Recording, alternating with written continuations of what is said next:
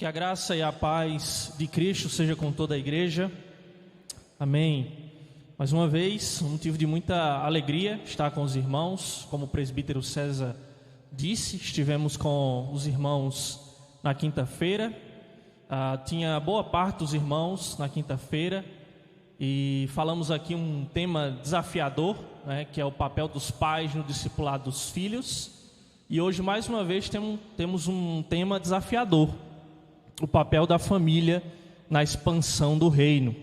E desde já, mais uma vez, louvo a Deus, agradeço pela honra, pela confiança do convite ao conselho dessa igreja, reverendo Ronilson, que não está presente, e o conselho, os presbíteros dessa igreja. Louvo a Deus, é muito bom estar sempre com os irmãos, servindo a Deus por meio da pregação da Santa Palavra.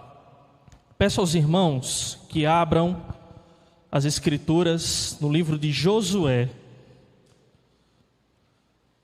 Livro de Josué, capítulo 24. É o último capítulo do livro de Josué.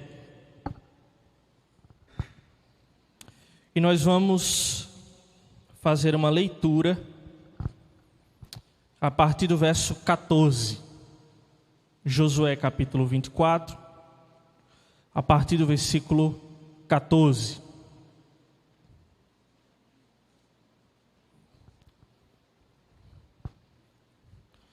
Amém? Todos encontraram?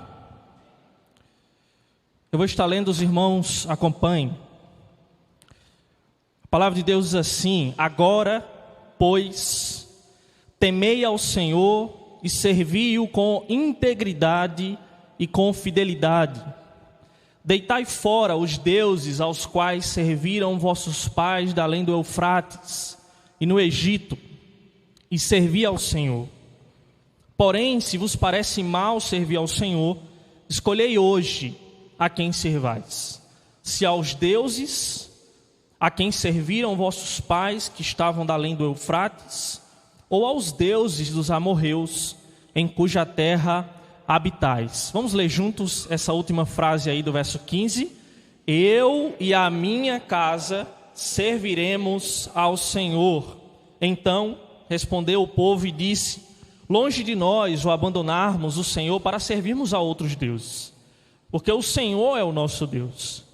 Ele é quem nos fez subir, a nós e aos nossos pais, da terra do Egito, da casa da servidão, quem fez estes grandes sinais aos nossos olhos e nos guardou por todo o caminho em que andamos e entre todos os povos pelo meio dos quais passamos. O Senhor expulsou de diante de nós todas essas gentes, até o amorreu, morador da terra. Portanto, nós também serviremos ao Senhor, pois Ele é o nosso Deus. Então Josué disse ao povo: não podereis servir ao Senhor, porquanto é Deus santo, Deus zeloso, que não perdoará a vossa transgressão nem os vossos pecados. Se deixardes o Senhor e servirdes a deuses estranhos, então se voltará e vos fará mal, e vos consumirá, depois de vos ter feito bem. Então disse o povo a Josué: não, antes serviremos ao Senhor. Josué disse ao povo: sois testemunhas contra vós mesmos, de que escolhestes o Senhor para o servir. E disseram: nós o somos. Agora, pois, deitai fora os deuses estranhos que há no meio de vós, e inclinai o coração ao Senhor, Deus de Israel. Disse o povo a Josué: ao Senhor nosso Deus serviremos e obedeceremos a sua voz. Assim, naquele dia, fez Josué aliança com o povo e lhe pôs por estatuto e direito em Siquém. Peço aos irmãos que mantenham aí a Bíblia aberta. E a semelhança, irmãos, do que nós fizemos na quinta-feira, ao falarmos do papel dos pais no discipulado dos filhos, introdutoriamente, antes de olharmos para o papel, que é a responsabilidade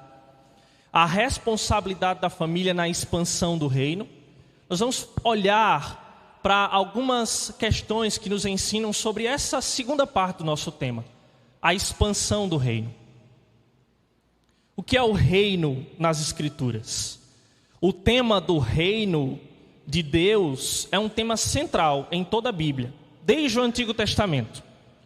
Deus, ele prometeu um reino eterno a Davi e os seus descendentes, como nós vemos no segundo livro do profeta Samuel, capítulo 7, verso 16, quando ele diz: porém a tua casa e o teu reino serão firmados para sempre diante de ti, e o teu trono será estabelecido para sempre. Deus então faz uma promessa a Davi de um reino eterno. E ele diz que sempre haveria um descendente de Davi no trono sobre o seu povo, reinando sobre o povo de Deus. E essa promessa e essa aliança de Deus, conhecida como a aliança do reino, ela percorre toda a Escritura. Os profetas falaram constantemente a respeito do reino de Deus com base nessa aliança que Deus fez com Davi.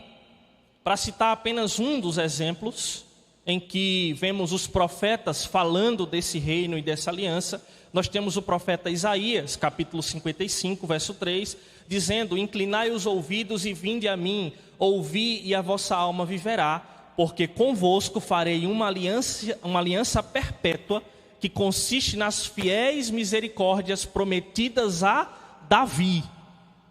Que foram essas promessas, essa aliança que Deus fez com Davi, uma aliança que envolve o reino de Deus, o governo de Deus sobre o seu povo.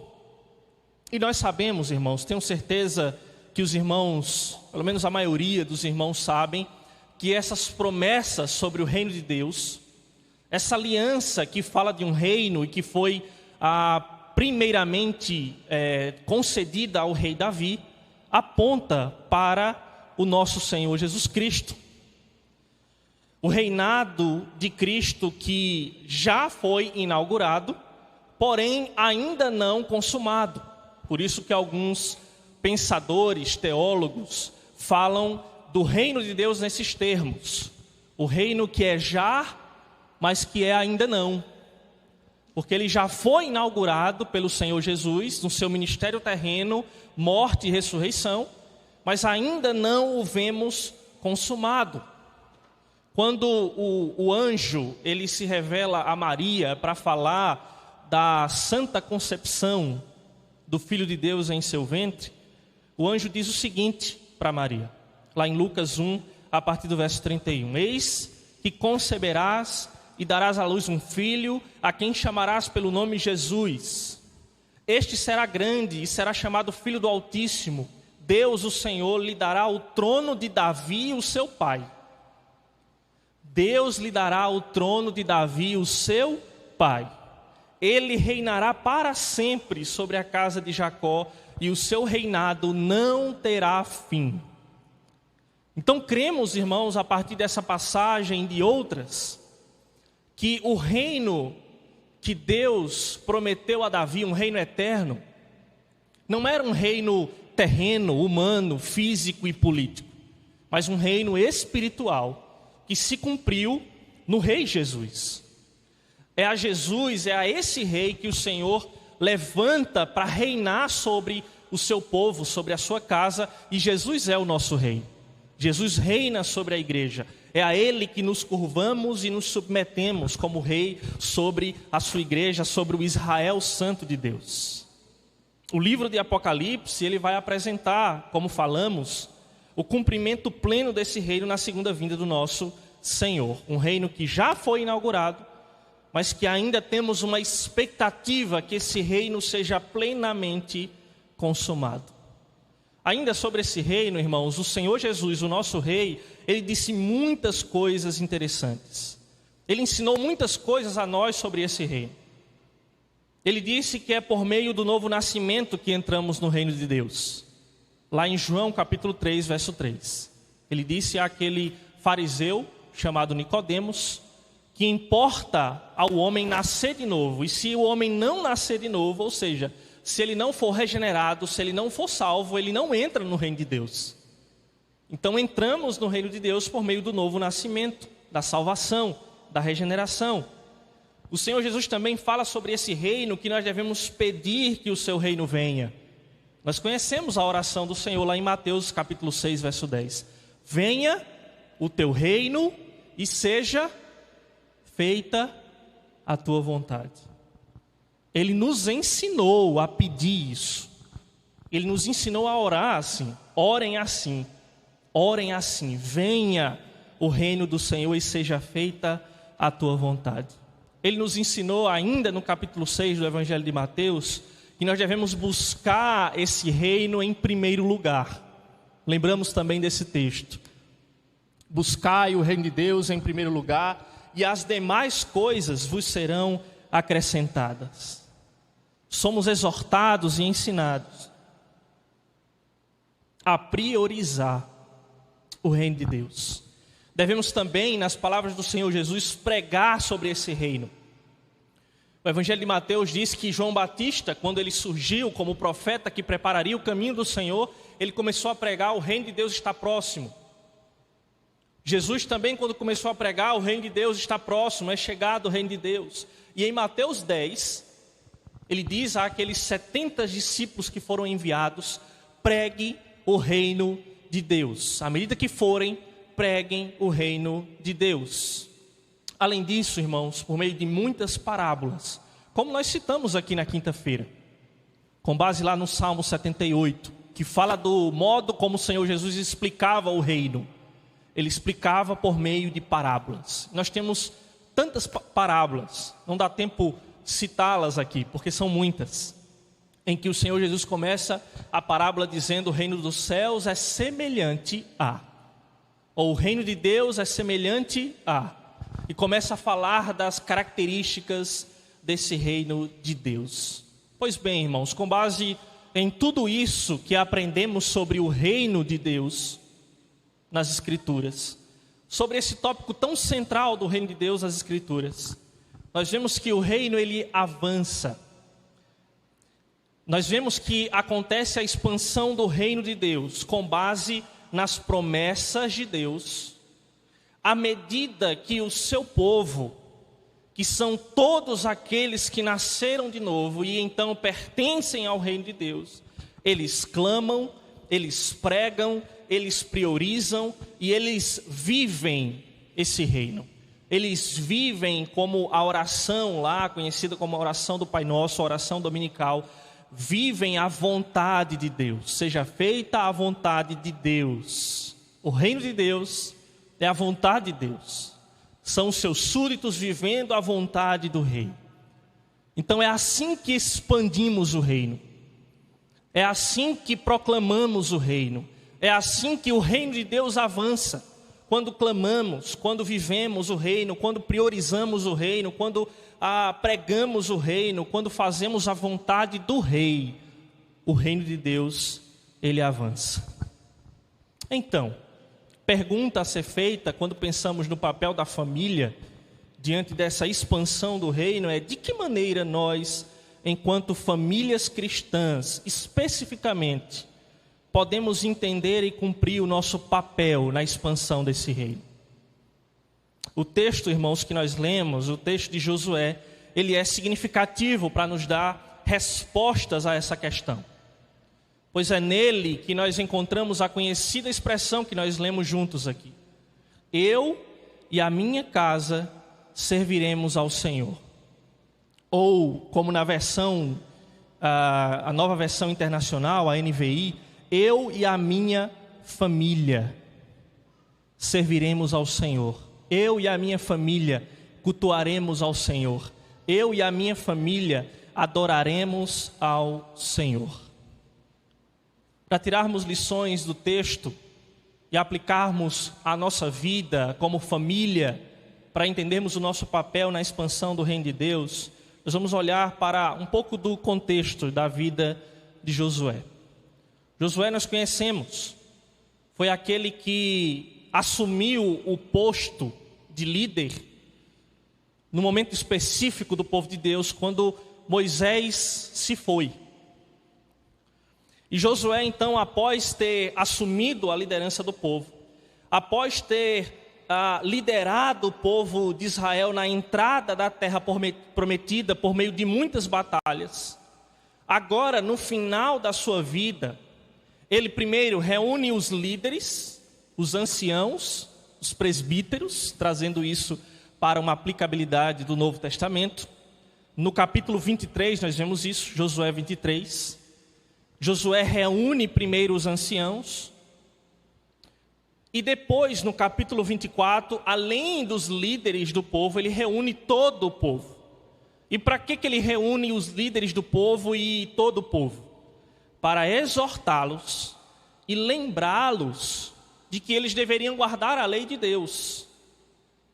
Como também, diante desse lembrete de que eles deveriam guardar a lei de Deus, eles renovassem e reafirmassem a aliança e o compromisso de servirem a Deus.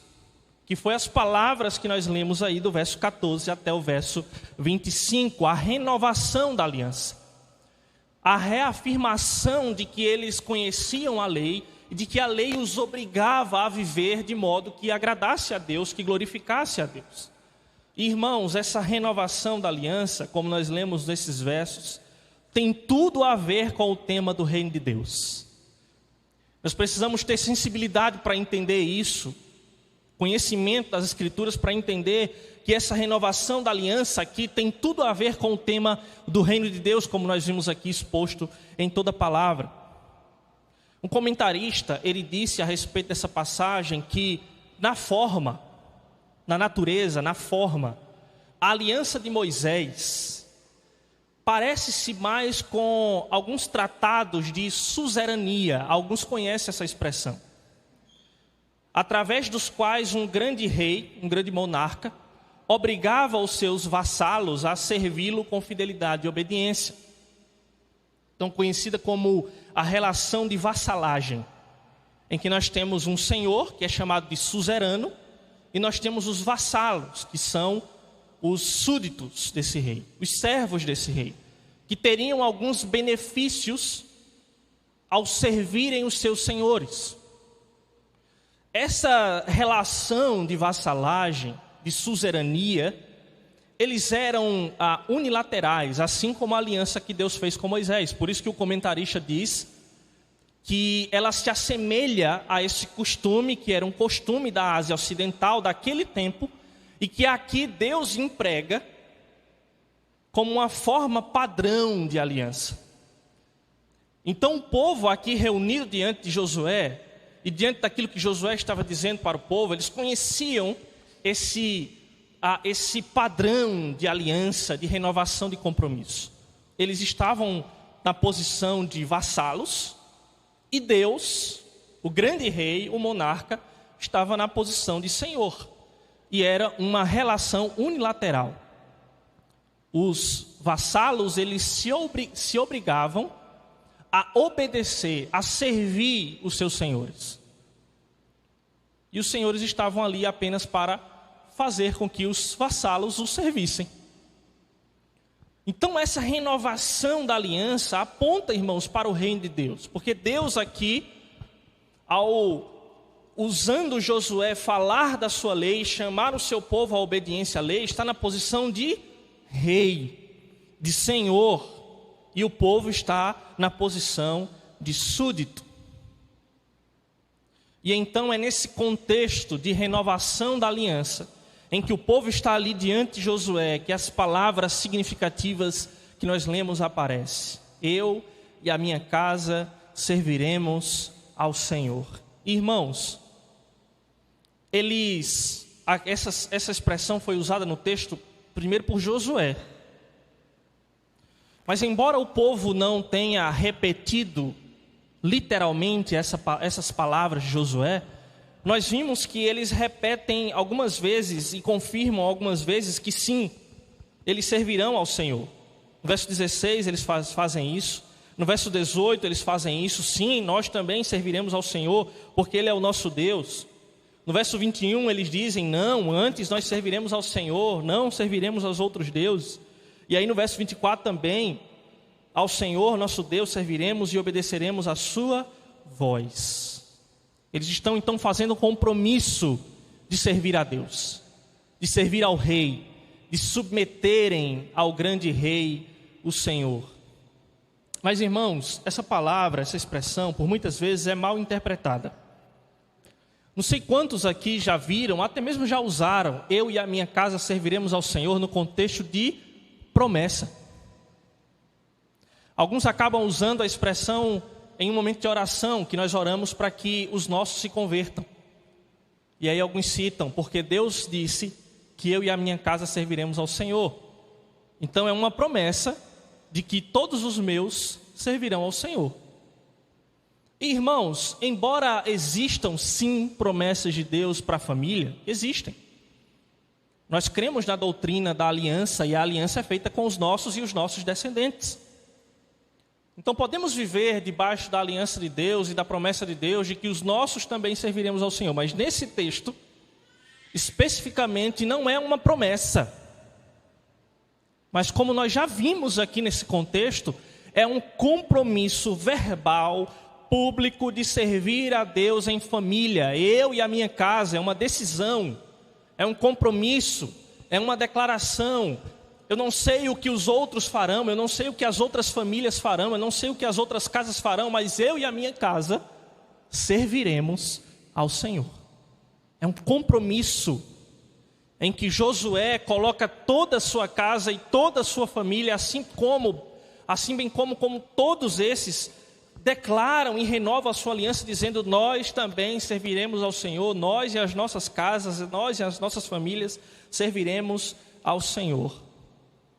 Então o que nós temos que ver, irmãos, para aplicarmos e entendermos aqui algumas características importantes como a nossa responsabilidade na expansão do reino. Vejamos então, no texto bíblico, implicações desse compromisso de servir ao Senhor em família. Se essa palavra é um compromisso verbal e público de que nós em família serviremos a Deus, adoraremos a Deus, proclamaremos o reino de Deus, então quais as implicações disso? Porque nós lemos juntos aqui. E nós queremos isso para as nossas casas. Queremos que as nossas famílias estejam cumprindo o papel de expandir o reino, de proclamar o reino, de viver o reino, de glorificar a Deus. Quais as implicações então de dizer isso? Eu e a minha casa serviremos ao Senhor. Nós temos, de maneira bem breve, duas, pelo menos, implicações dessa expressão no texto. A primeira delas é: expulse os deuses falsos da sua casa. Expulse os deuses falsos da sua casa. Adore e sirva a Deus e não aos ídolos. O texto, irmãos, nos diz que quando Josué esteve ali diante do povo, ele diz: temei ao Senhor, servi com integridade ao Senhor, servi com fidelidade ao Senhor. Isso significa, ainda no verso 14, deitar fora os deuses aos quais serviram vossos pais da além do Eufrates e no Egito. Isso apontava para dois momentos da história do povo de Deus. Quando ele diz assim, os deuses da além do Eufrates, ele está se referindo à família de Abraão.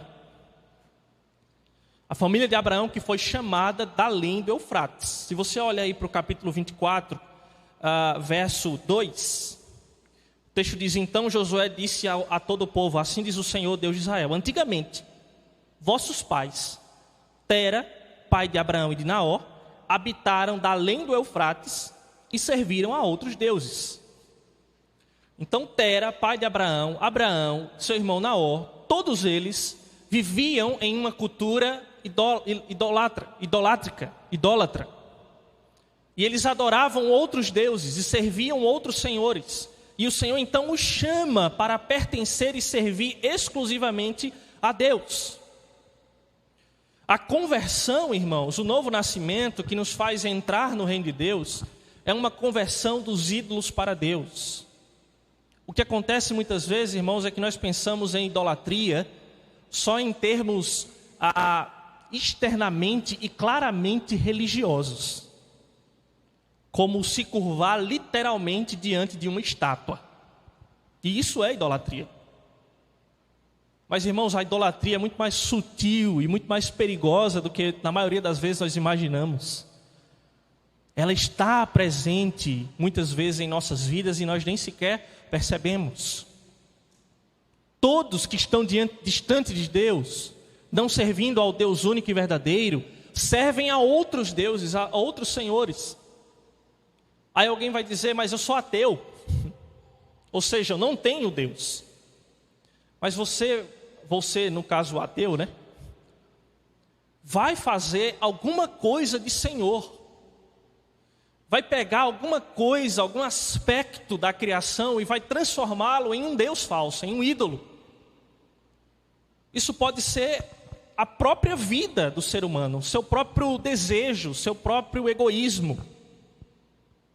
Então Deus chamou Abraão, e de Abraão surgiu todo o povo de Deus, toda a família de Deus. O texto diz também que eles adoraram Deus no Egito. Isso aponta para outro momento da história. Isso aponta para o tempo em que o povo de Deus foi cativo no Egito. E então muitos israelitas durante esse tempo serviram ao Deus daquela terra. Eles pegaram os costumes, a religião e os deuses e colocaram isso nas suas vidas, nas suas famílias. E então Josué diz, olha, sirvam ao Senhor com integridade e com fidelidade. Isso significa lançar fora os deuses que vocês serviram anteriormente. Os ídolos que vocês tinham no coração, os deuses que vocês criaram para si mesmos. Vocês precisam, no serviço de vocês ao Senhor, com fidelidade e integridade, lançar fora esses deuses. Ele continua no verso 15, se vos parece mal servir ao Senhor, então escolhei hoje. Vocês precisam escolher a quem vocês vão servir. Se vão servir a esses deuses falsos que serviram aos seus pais, da além do Eufrates, ou aos deuses dos amorreus, que faz uma relação com os deuses do Egito. Ou então vocês vão declarar, eu e a minha casa serviremos ao Senhor. Porque, irmãos, olha o que a palavra de Deus nos ensina. O próprio Senhor Jesus diz que nós não podemos servir a dois senhores. E aqui o não poder servir a dois senhores não envolve a ideia de proibição. Você não pode, você é proibido de servir a dois senhores. Na verdade, ele diz que você não pode no sentido de impossibilidade, é impossível que você sirva a Deus e aos ídolos. Porque você vai estar achando, ou de certa forma dividindo a sua adoração, mas o que a Bíblia nos ensina é que então você não está servindo a Deus, você está servindo ao ídolo. Porque nas palavras de Cristo ele diz, ou você vai agradar um e aborrecer o outro, ou vai agradar o outro e aborrecer o primeiro. Não pode servir aos dois senhores, não podem agradar os dois senhores ao mesmo tempo. O que isso diz para nós, irmãos? Que o servir a Deus, o servir ao Senhor envolve exclusividade. Eu não posso, eu amo a Deus, mas eu amo essas outras coisas muito mais ou até semelhante. Eu amo a Deus, eu sirvo a Deus, mas tem uma coisa aqui que está no mesmo patamar, né? Às vezes eu vou escolher essa outra coisa, porque eu já escolhi muito servir a Deus, mas hoje eu vou escolher servir essa outra coisa. Eu vou dedicar a minha adoração a essa outra coisa, a esse outro ídolo, a esse outro Senhor. Servir a Deus em família envolve exclusividade, envolve lançar fora os ídolos. Irmãos, quando pensamos nisso, nós dissemos que há muitos senhores tentando conquistar o coração das nossas famílias. Algumas famílias têm sacrificado no altar de Mamon essa personificação do dinheiro que Jesus faz. É o próprio Senhor Jesus que faz. No mesmo texto que citamos, lá em Mateus capítulo 6. Você vai servir a Deus e agradar a Deus, ou você vai servir a Mamon e agradar a Mamon. Possível adorar e servir a Deus e as riquezas. Porque como o apóstolo diz, o amor ao dinheiro é a raiz de todos os males. Então eu não posso ter dinheiro? Não é isso que o texto bíblico diz. Você não pode ter o dinheiro como seu senhor. Você pode possuir o dinheiro, mas o dinheiro não pode lhe possuir.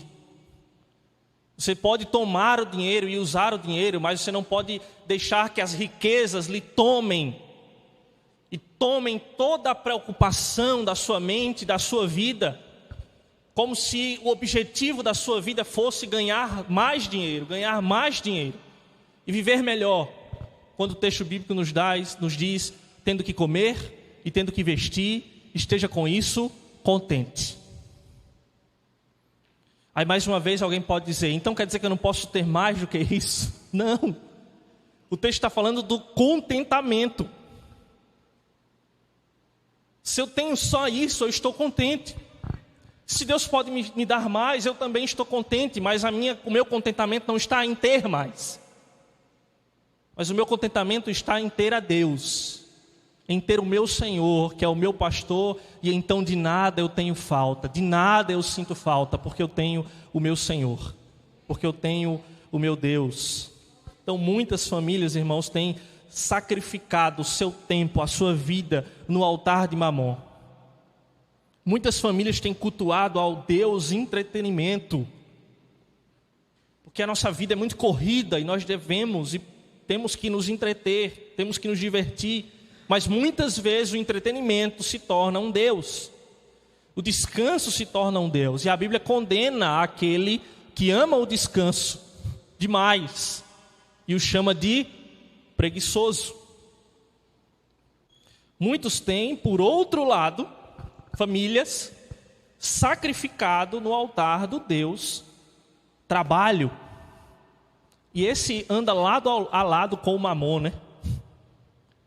Quantas e quantas vezes, quando nós falamos, por exemplo, desse dia do Senhor, cremos como reformados que esse é o dia do Senhor, dia que o Senhor nos convoca para adoração pública e para descanso solene.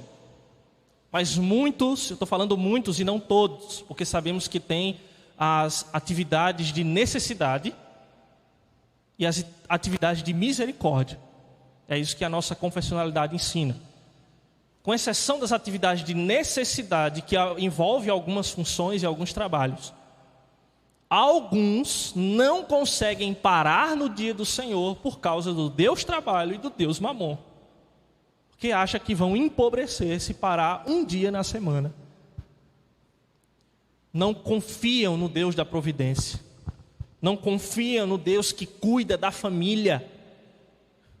Um salmo que fala de família diz: se o homem trabalhar, se o vigia vigiar, mas Deus não guardar a cidade, Deus não cuidar da casa, em vão é o trabalho desse homem, em vão é o trabalho desse guarda. Porque o guarda trabalha e o guarda vigia e o homem trabalha confiando ultimamente na providência, no cuidar de Deus e não no seu esforço. Então eu vou me esforçar e vou trabalhar de domingo a domingo, todos os dias do mês, para cuidar da minha casa.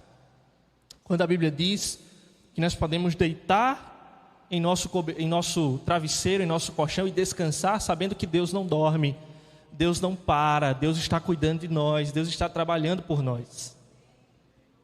Até a própria família pode muitas vezes se tornar um ídolo em nosso coração. Porque tem muitas pessoas que dizem: eu mato e morro, né, pelos meus filhos.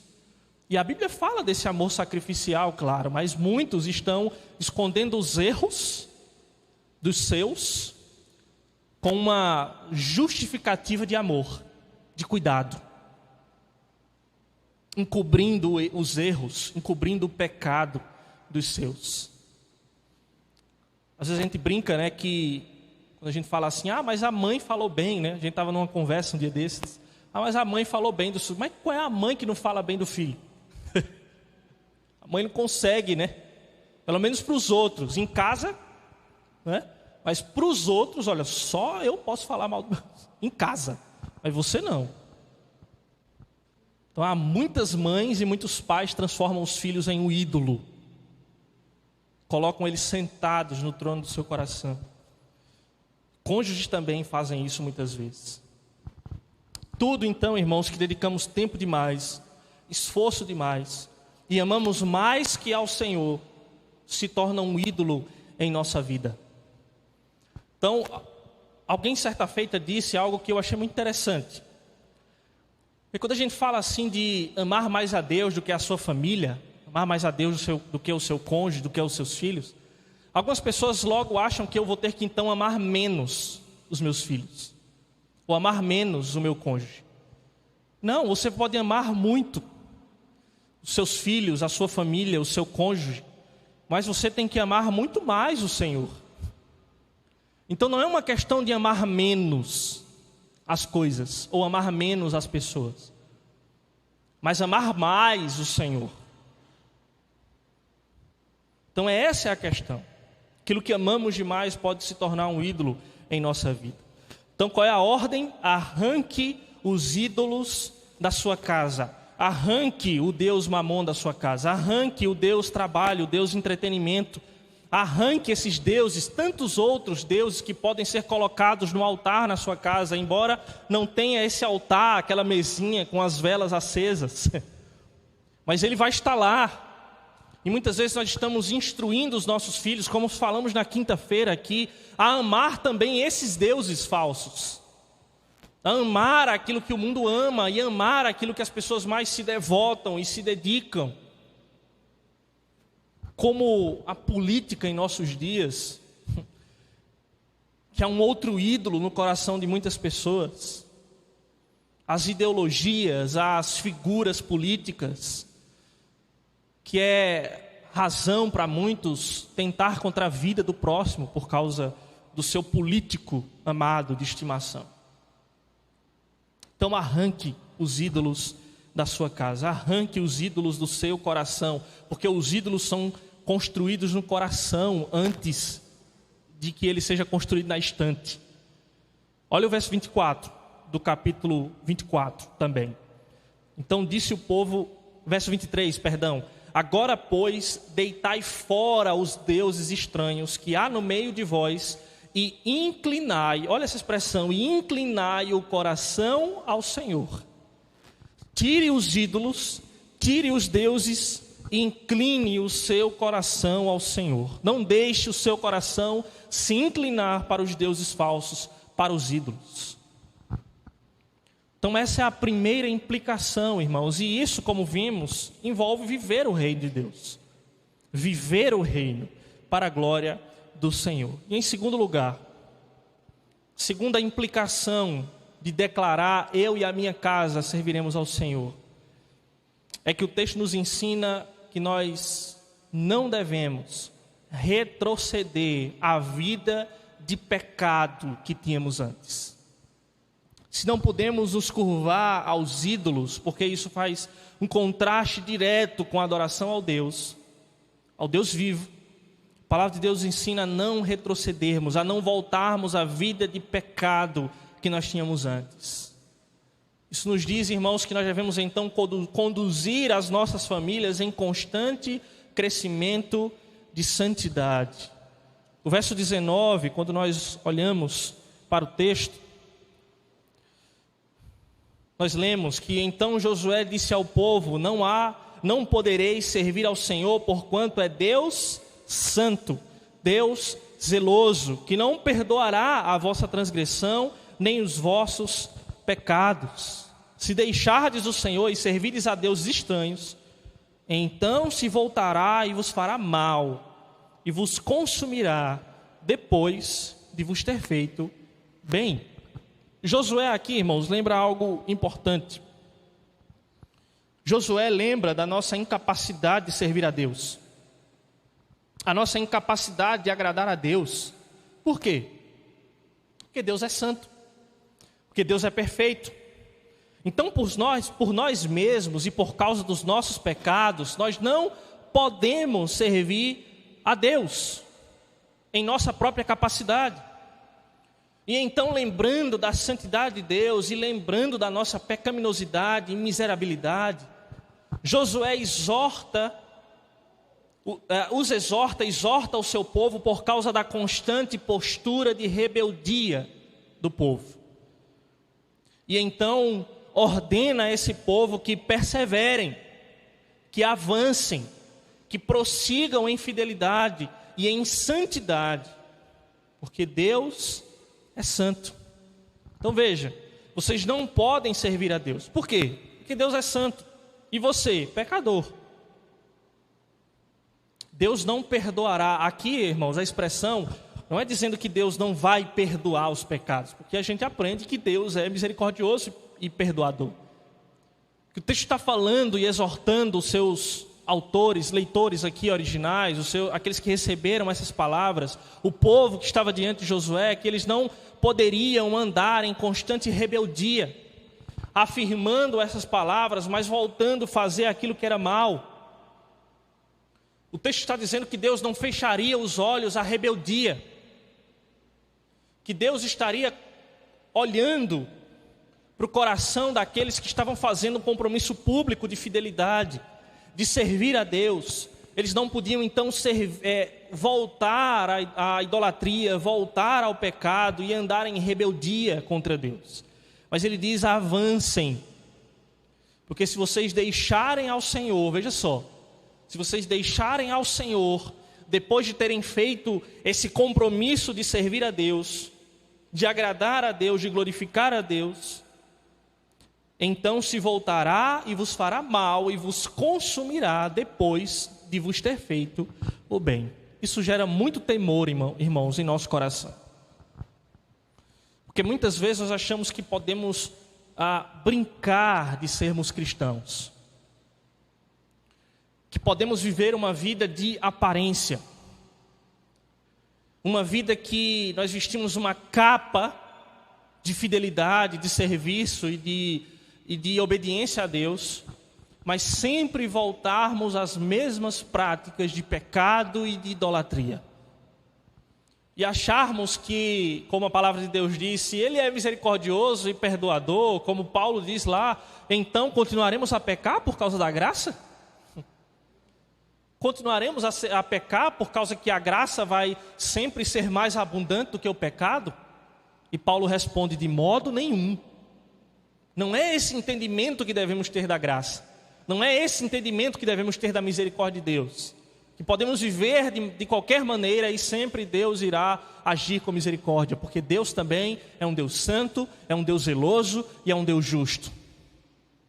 Isso nos remete às primeiras palavras na passagem que lemos: temei ao Senhor e servi-o com integridade, com fidelidade. Então não podemos, irmãos, voltar às velhas práticas, mas precisamos, como família, constantemente nos santificarmos, crescermos, avançarmos e não retrocedermos, mas perseverarmos. A palavra então de Deus, irmãos, nos ordena, enquanto família, a estarmos em constante vigilância por causa do nosso pecado.